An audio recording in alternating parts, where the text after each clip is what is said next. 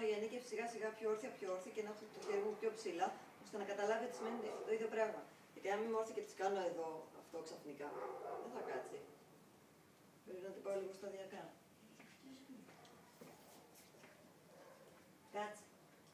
Μπράβο. Εντάξει, δεν της είναι και δύσκολο τώρα, γιατί δεν ξέρει τίποτα άλλο, να κάθεται ξέρει. Οπότε σου λέει αυτό θέλει, αυτό θα κάνει.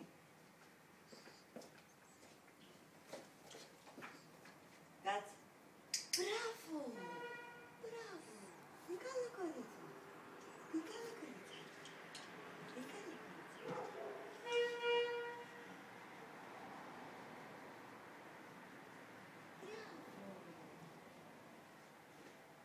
Τώρα τη χάιτεψα λίγο καθότανε, δεν μου δάγκωσε. Το σταμάτησα όμως πριν δαγκώσει. Κατάλαβα. Γιατί δεν θέλω να εντρώνονται λάθος συμπεριφορές. Δηλαδή καλύτερα αυτό που σου έλεγα γενικώς πρόληψη, να μην κάνει κάτι λάθος. Τι είναι αυτό, ρε που. Κάτσε. Μπράβο.